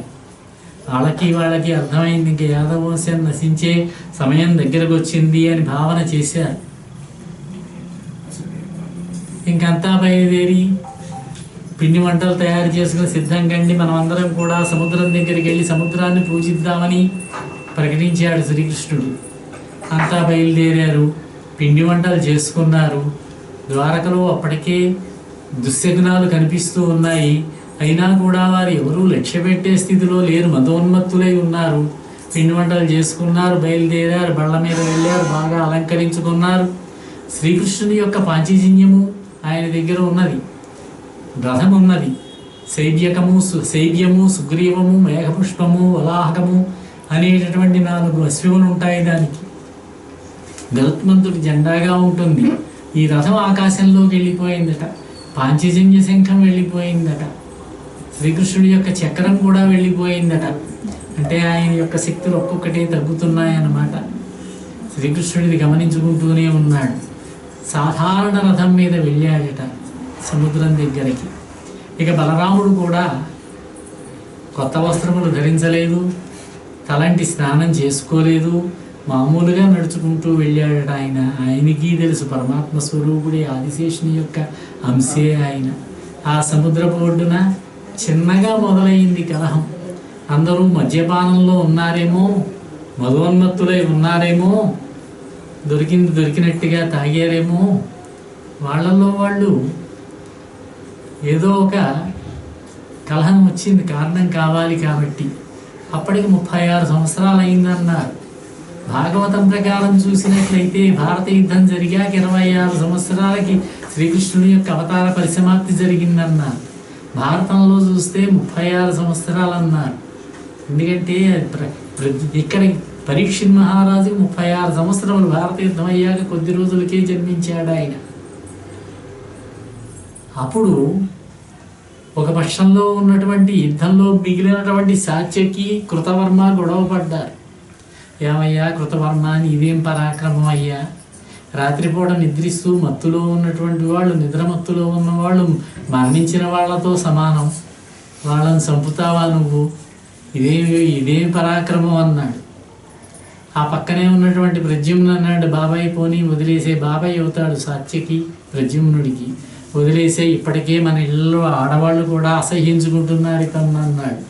అంటే మొహం మీద అనకపోయినా ఇళ్లలో ఆడవాళ్ళు కూడా ద్వేషిస్తున్నారన్నమాట కృతవర్మని. అంటే అతనన్నాడు, బాగుందయ్యా, ఆ సోమదత్తుడు కోరుకున్నాడు, భారత యుద్ధంలో పాల్గొన్న వాళ్ళల్లో అందరికంటే పెద్దవాడు ఎవరంటే సోమదత్తుడి యొక్క తండ్రి బాహ్లికుడు. ఆయన పేరు బాహ్లికుడు, శంతనుడికి అన్నగారు. అంటే పెద్ద తండ్రి అవుతాడు భీష్ముడికి, ఆయన అందరికంటే పెద్దవాడు. ఆ బాహ్లికుడు కొడుకు సోమదత్తుడు. ఆ సోమదత్తుడికి 3 కొడుకులు, భూరిశ్రవుడు, శలుడు అనేటటువంటి వాళ్ళు. వీళ్ళంతా కూడా దుర్యోధనుడి పక్షంలో పాల్గొన్నారు. ఆ భూరిశ్రవుడు సాత్యకిని చంపడానికని కత్తి పైకెత్తితే కృష్ణుడు సరిగ్గా అర్జునుడిని పిలిచి, ఆ అర్జునుడు బాణం సంధించి ఉన్నాడు, ఈ బాణంతో చూడర్జున అటువైపు అన్నాడు, వదులు బాణం అన్నాడు. తప్పేమో, వాళ్ళిద్దరూ యుద్ధం చేసుకుంటుంటే నేను కొట్టకూడదేమో అన్నాడు అర్జునుడు. నేను చెప్తున్నాను, తప్పు ఒప్పుల సంగతి నాకు వదిలేసాయి, బాణాన్ని ప్రయోగించంటే చెయ్యి తెగిపోయింది భూరిశ్రవుడికి, ఆ కత్తితో సహా కింద పడింది. అప్పుడు భూరిశ్రవుడు దర్భసావ పరుచుకుని యోగ మార్గంలో శరీరాన్ని విడిచిపెడదామని చెప్పి ధ్యానంలో కూర్చుంటే కింద పడి అప్పుడే లేచినటువంటి సాత్యకి కత్తితోటి అతను తల నరికాడు. ఇదేం పరాక్రమం అన్నాడు ఇక్కడ ఉన్నటువంటి కృతవర్మ. అలా గొడవ మొదలైంది. మైకంలో ఉన్నారేమో సాత్యకి ఒక్కసారిగా కృతవర్మ తల నరికాడు. ఇటువైపున వృష్ణివంశీయులు వీళ్ళు, సాత్యకి ప్రద్యుమ్నుడు మొదలైన వాళ్ళు. కృతవర్మేమో భోజావంశీయులు, భోజా అంధకుల సంఖ్యలో ఎక్కువ. వాళ్ళు వీళ్ళు కొట్టుకోవడంలో బాణాలు అయిపోతే అక్కడ ఉన్న తుంగకర్రలతో ఇలా స్పృశిస్తే చాలుట పడిపోతున్నారు. ఇంకా కొంతమంది మిగిలితే శ్రీకృష్ణుడిలో ఉన్నటువంటి యాదవుడు విజృంభించి, అతడు కూడా శాపానికి అతీతుడు కాదు కనుక మునుల శాపానికి అతడు మిగిలినటువంటి వాళ్ళందరినీ అతడు చంపాడు. ఇంకా 3 మిగిలారట. కృష్ణుడు నిలబడి ఉన్నాడు, దారుగుడు ఉన్నాడు, రథసారథి, వజ్రుడు ఉన్నాడు. బలరాముడు అంతకు ముందే వెళ్ళిపోయి చెట్టు కింద తపస్సు చేసుకుంటూ కూర్చున్నాడు. ఉద్ధవుడేమో నేను తపస్సు చేసుకుంటాను, హిమాలయ పర్వతాలకు వెళ్ళిపోతానని ఆయన వెళ్ళిపోయాడు. ఈ విధంగా యాదవ వంశం సర్వనాశనం అయిపోయింది. గాంధారి శాపం వల్ల కూడా అంటారు కదా. గాంధారి శాపం వల్ల కూడా అంటారట. గాంధారీదేవి మహాభారత్ బాగా చెప్పారు, చెబుదాం అనుకుంటూ కొంచెం పక్కకి జరిగింది. గాంధారీదేవి తన పుత్రులు 100 మంది కూడా భీముడి చేతిలో మరణించారని బాగా దుఃఖపడుతూ ఉన్నది. పాపం ఏదో సమాధానం చెప్పాలని కొంచెం ముందుకు వెళ్ళాట ధర్మరాజు.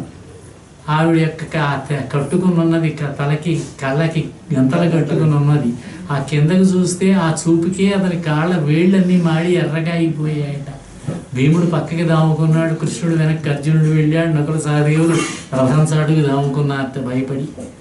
అప్పుడు కృష్ణుడు కాస్త ముందుకు వచ్చాడు. ఎవరికో చెప్పాలి కాబట్టి తన మనస్సులో భావాలని అంధుడైనటువంటి భర్తకేం చెబుతుంది, ఆయనే దుఃఖంలో ఉన్నాడు కాబట్టి కృష్ణుడికి ఇవన్నీ చూపించి, చూసావా కృష్ణ, ఇదిగో దుర్యోధనుడి భార్యలు ఎలా ఏడుస్తున్నారో, మా కుమారుల భార్యలంతా ఎలా విలపిస్తున్నారో చూసావా, అక్కడ ఉత్తర్ని చూసావా, హిమన్యుడి మీద పది విలపిస్తోంది అనే ఆవేశాన్ని తట్టుకోలేక, ఆ దుఃఖాన్ని తట్టుకోలేక నువ్వు దగ్గరుండి చేయించావు, కావాలని చేయించావు. నీ యదువంశం అంతా కూడా ఆవిడ అన్నదట నేటికి 36 సంవత్సరముల తరువాత. కాబట్టే భారత యుద్ధం తర్వాత 36 సంవత్సరాలకి యాదవ వంశం వినాశనమైందని వ్యాసవాక్యంగా చెప్పవచ్చు. నాశనం అవుతుంది, నువ్వు కూడా దిక్కులేని చావు చస్తావన్నది ఆవిడ. అది జరిగింది. తర్వాత వచ్చాడు, చూశాడు, వజ్రుణ్ణి పిలిచి దారుగుణ్ణి వెంటనే పంపించాడు హస్తినకి, అర్జునుడిని తీసుకురా అని. అదేదో సామాన్యమైన రథం తీసుకుని వెంటనే వెళ్ళిపోయాడు. వజ్రుణ్ణి ఇక్కడ ఉన్నటువంటి అంతఃపురకాంతాలను వాళ్ళు వచ్చారు, ఆ సముద్ర తీరానికి, వాళ్ళు ఎవరూ మరణించలేదు పాపం. ఈ అంతఃపురకాంతాలందరినీ జాగ్రత్తగా ఏనుగుల్ని అశ్వాల్ని తీసుకుని ద్వారకకి చేర్చన్నాడు. అతను అలా బయలుదేరబోతూ ఉంటే ఒక బోయేవాడు ఎవరో ఆ వజ్రుణ్ణి ఒక తొంగకర్రతో కొట్టారట. అతను పడిపోయాడు. అలా తగిలిందంటే పడిపోయాడు. అప్పుడు కృష్ణుడే వాళ్ళందరినీ దింపి వసుదేవుడికి జరిగిన విశేషాలు చెప్పి, దుఃఖించవద్దని చెప్పి, అర్జునుడు వస్తాడని ఊరడించి, అన్నగారు ఇప్పటికే తపస్సులోకి వెళ్ళారు, నేను కూడా తపస్సు చేసుకుంది వెళ్తానని చెప్పి వెళ్ళాడు. శ్రీకృష్ణుడు చూస్తూ ఉండగానే బలరాముడు నోటిలో నుంచి ఒక సర్పం బయటకు వచ్చి సముద్రంలో కలిసింది.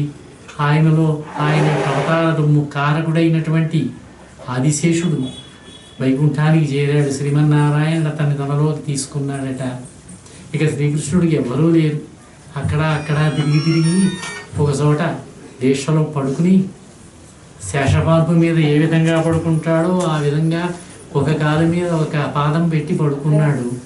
అప్పుడు జర అనేటటువంటి రాక్షసి, జర అంటే ముసలితనం, మరణానికి ముందు ముసలితనం వస్తుందట. ఆ ముసలితనం ప్రవేశించిందట. ఒక బోయవాడిని ఆవేశించింది. ఒక లేడీ అనుకున్నాడట. శ్రీకృష్ణుడి యొక్క పాదాన్ని చూసి ఒక బాణాన్ని వేస్తే శ్రీకృష్ణుడి యొక్క పాదం కింద నుంచి పైకి వేళ్లలోంచి బయటికి పోయిందట. ఏదో ఒక కారణం ఉండాలి. వచ్చాడు బోయేవాడు, చూశాడు, దుఃఖించాడు, ఎవరో మహానుభావుడని. శ్రీకృష్ణుడు తన అవతారాన్ని పరిసమాప్తి చేశారు. ఈ వృత్తాంతం అంతా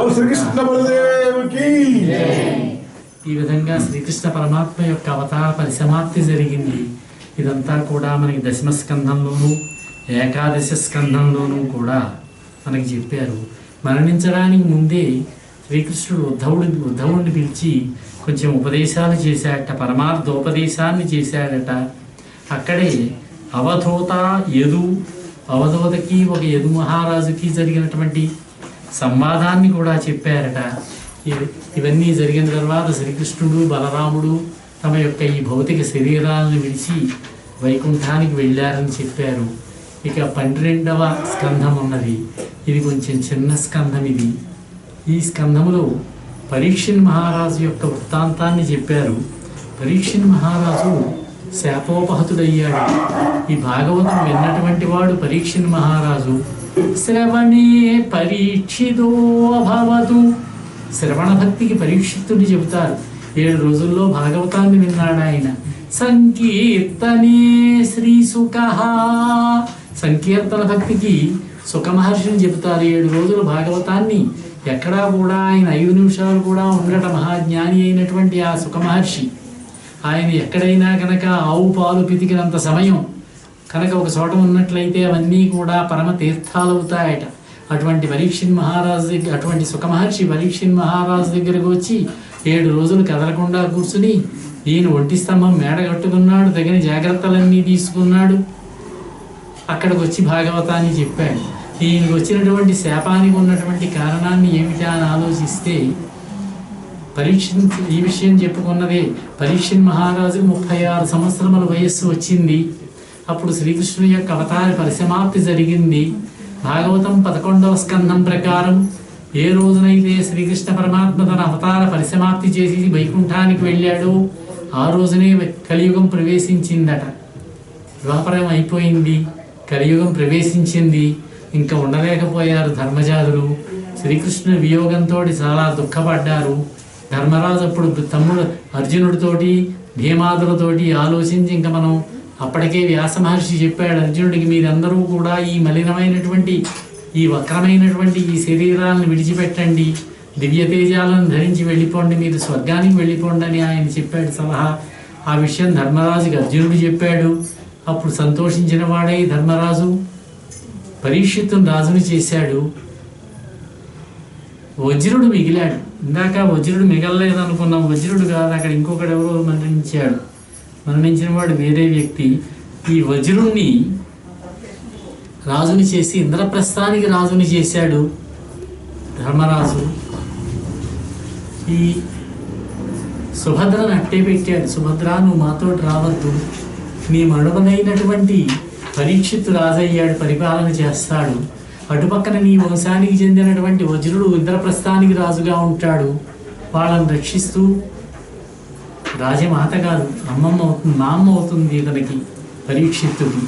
వీళ్ళని సంరక్షిస్తూ కాపాడుతూ రాజ్య సంరక్షణ చేస్తూ ఉండవలసినదని నియోగించి పాండవులు 5గురు, వారితో పాటుగా ద్రౌపది, ఒక కుక్క కూడా వచ్చింది. వాళ్ళు స్వర్గానికి వెళ్ళారు.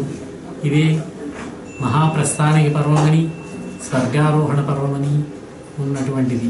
పరీక్షిత్తు రాజయ్యాడు. 60 సంవత్సరాలు పరిపాలన చేశాడట. ఒక రోజున వేటకు వెళ్ళాడు. కలి ప్రభావం, కలిని నిగ్రహించాడు. ప్రారంభంలో కలి ఒక వృషభాన్ని, ధర్మదేవత వృషభ రూపంలో ఉంటే, ఆ ఒంటికాల మీద ఉంటే ఆ వృషభాన్ని, భూదేవి గోరూపంలో ఉంటే ఆ గోవుని తన్నితే నిగ్రహించాడు ఈ పరీక్షిత్ మహారాజు. అటువంటి పరీక్షిత్తే ఈ కలి యొక్క ప్రభావానికి లోనయ్యాడు. వేటకు వెళ్ళాడు. శమీక మహర్షి ఆశ్రమం దగ్గరికి వెళ్ళి దాహం కొని మంచినీళ్ళు అడిగాడు. ఆయన ధ్యానంలో ఉన్నాడు, ఏమీ మాట్లాడలేదు. అక్కడ ఒక మృత సర్పం కనిపిస్తే తన వింటి యొక్క కొనతోటి ఆ సర్పాన్ని అతని మెడలో వేసి వెళ్ళిపోయాడు. ఎందుకు చేశాడో ఆయనకి తెలియదు, మనకంతకంటే తెలియదు. జరిగిందంతే. ఆయన కుమారుడు శృంగి కొంచెం యువకుడు, ఆవేశపరుడు. ఈ శృంగి గురువుగారి దగ్గరికి వెళ్ళి విద్యాభ్యాసం ముగించుకొని వస్తుంటే శిష్యుడు వచ్చి చెప్పాడు జరిగిన విషయం. వచ్చి చూశాడు, ఆవేశపడిపోయి వెంటనే చెప్పారు, మహారాజే వచ్చాడని చెప్పారు. నా తండ్రి మెడలో మృత సర్పాన్ని వేసినటువంటి రాజు ఈ రోజు నుంచి 7వ రోజున తక్షకుని యొక్క విషాగ్ని వేళలకు మరణిస్తాడని చెప్పి శపించాడు. తర్వాత పాముని జాగ్రత్తగా తీసే బయట పారేశారు. సర్ప యొక్క శరీర శవాన్ని, కళేబరాన్ని. తండ్రిని లేపారు, జరిగిన వృత్తాంతం చెప్పారు. పొరపాటు చేసాము నాయన, ఆయన మన దేశానికి రాజుగారు, ఆయన రాజ్యంలోనే మనం ఉన్నాము. మనం ఇంత సుఖంగా తపస్సు చేసుకోగలుగుతున్నామంటే ఆ మహారాజు గారి అనుగ్రహమేనయ్యా. ఆయన ధర్మ పరిపాలన వల్లే మనం ఇలా ఉండగలుగుతున్నాం. శాపాన్ని ఉపసంహరించుకోమన్నాడు తండ్రి. నా వల్ల కాదు నాన్నగారు, నాకు ఆ శక్తి లేదన్నాడు. జరిగి తీరవలసిందే. అప్పుడు శిష్యుడిని పంపించి పరీక్షిత్తుకు చెప్పారు. అప్పుడు గంగానదీ తీరానికి వెళ్ళి అక్కడ ఒంటి స్తంభం మేడ కట్టుకుని తీసుకోగలిగేటటువంటి జాగ్రత్తలన్నీ తీసుకున్నాడు. పాపం ఆయన కాపలా గట్టిగా పెట్టుకున్నాడు. ఆ మేడ మీద కూర్చున్నాడు. తప్పించుకోగలమేమోనని ఒక ప్రయత్నం, అంతే. ఇది మునిశాపం జరగవలసింది, జరుగుతుంది, తప్పదు. ఎంతోమంది వైద్యుల్ని పెట్టుకున్నాడు, దగ్గర మంత్రుల్ని పెట్టుకున్నాడు, కాపలా వాళ్ళని పెట్టుకున్నాడు. అక్కడికి సుఖ మహర్షి వచ్చి భాగవతంలో ఉన్న ప్రథమ స్కందం రేపు ప్రారంభించబోతున్నా అక్కడ మొదలుపెట్టి ఇక్కడ వరకు జరిగినటువంటి వృత్తాంతాన్నంతా పరీక్షిత్ అడుగుతున్నాడు. సుఖ మహర్షి చెబుతూ ఉన్నాడు. పరీక్షిత్ వింటూ ఉన్నాడు భక్తిగా. భాగవత పురాణ కాలక్షేపం అంతా కూడా 7 రోజులు జరిగింది. అందుకే 7 రోజుల్లో భాగవతాన్ని చెప్పగలిగినంత చెప్పండి అని భాగవత సప్తాహం అనేటటువంటి ఈ కార్యక్రమాన్ని మనం అనుసరిస్తూ వస్తూ ఉంటాం. ఇప్పుడు కూడా ఈ సప్తాహ కార్యక్రమాన్ని నిర్వహించుకుంటూ ఉన్నాము. కౌశికుడని ఒక బ్రాహ్మణుడు, ఆయన దగ్గర అనేక మంత్రతంత్రాలు ఉన్నాయి. ఎంత పెద్ద సర్పమైనా సరే కాటు వేసినట్లయితే, మరణించినట్లయితే వాడిని తిరిగి బతికించేటటువంటి శక్తి ఉన్నది అతనికి. ఆ కౌశికుడు మహా మంత్రవేత్త. మన దేశపు రాజుగారికి శాపం ఉన్నదట, తక్షకుడి యొక్క విషాగ్నికి మరణిస్తాడట. అలా మరణించినట్టయితే ఆ రాజుగారిని నేను పునరుజ్జీవితుడిని చేసేస్తాను, నా మంత్రతంత్రాలతో బతికించేస్తాను, నాకు సంపదలు కూడా బాగా ఇస్తారు, ధనం బాగా ఇస్తారు, రత్నాలు ఇస్తారు అని బయలుదేరి వస్తున్నాడు. తక్షకుడు కూడా వస్తున్నాడు రాజుగారిని చంపడానికి. సమయం అయింది కదా, 7వ రోజు వచ్చేసింది. చూశాడు, ఒకళ్ళనొకళ్ళు పరిచయం చేసుకోవడంలో ఎవరు నువ్వు అంటే చెప్పాడు ఈ కౌశిక బ్రాహ్మణుడు. అలాగా నీకు అంత శక్తి ఉందా? నేనే ఆ తక్షకుడిని, నీ యొక్క శక్తి ఏమిటో చూస్తాను.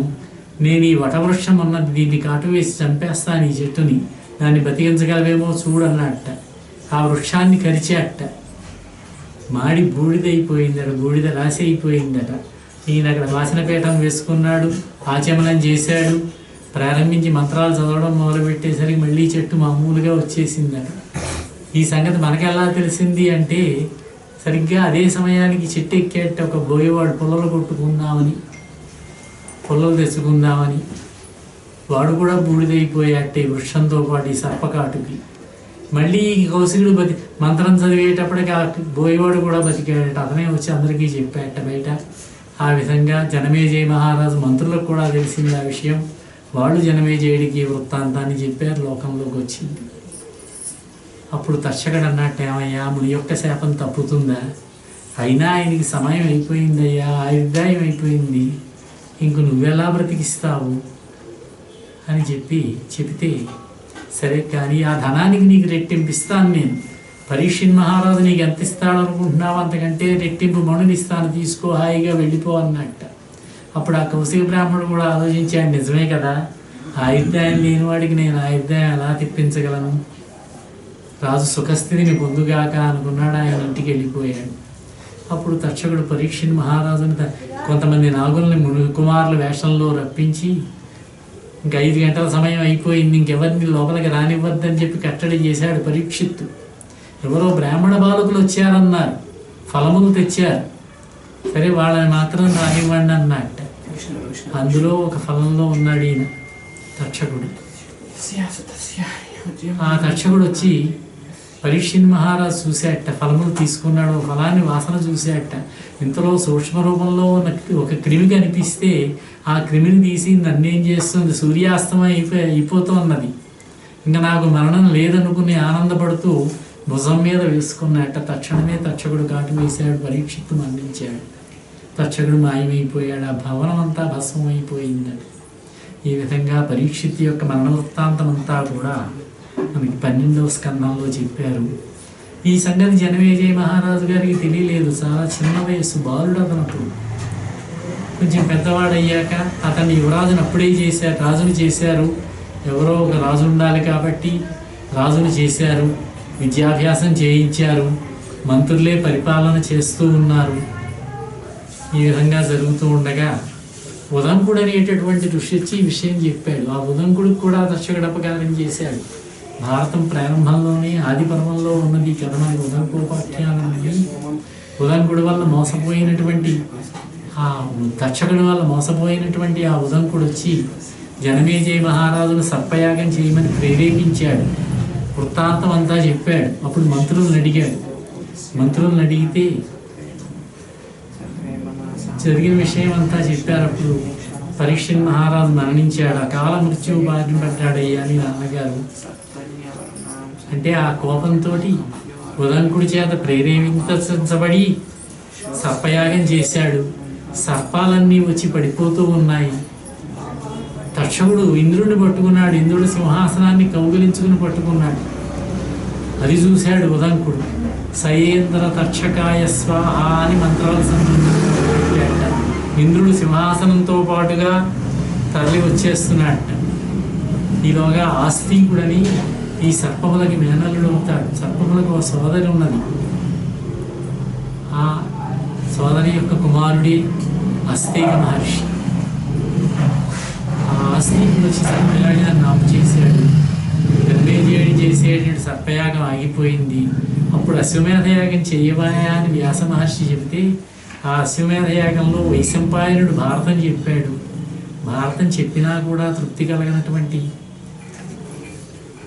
జనమేజయ మహారాజుకి అప్పుడు వ్యాస మహర్షి దేవీ భాగవతం చెప్పాడని దేవీ భాగవతంలో ఉన్నది. దేవి యజ్ఞం చేయించారట, దేవీ భాగవతం చెప్పారట, దేవి యొక్క ఉపాసన మంత్రాలు నవాక్షర మంత్రాల జపాన్ని ఇచ్చారట. అప్పుడు జనమేజయ మహారాజు చేసినటువంటి ఆ దేవీ యజ్ఞం వల్ల పరీక్షణ్ మహారాజు గారికి ఉత్తమ గతులు కలిగాయని, స్వర్గలోకంలో ఆయన సుఖస్థితిలో ఉన్నాడని నారదుడు వచ్చి జనమేజయుడికి చెప్పాడు. ఈ విధంగా తండ్రిని ఉద్ధరించాడు జనమేజయుడు. ఆయన కూడా దేవీ సాయుధ్యాన్ని పొందాడని దేవీ భాగవతం చెబుతుంది.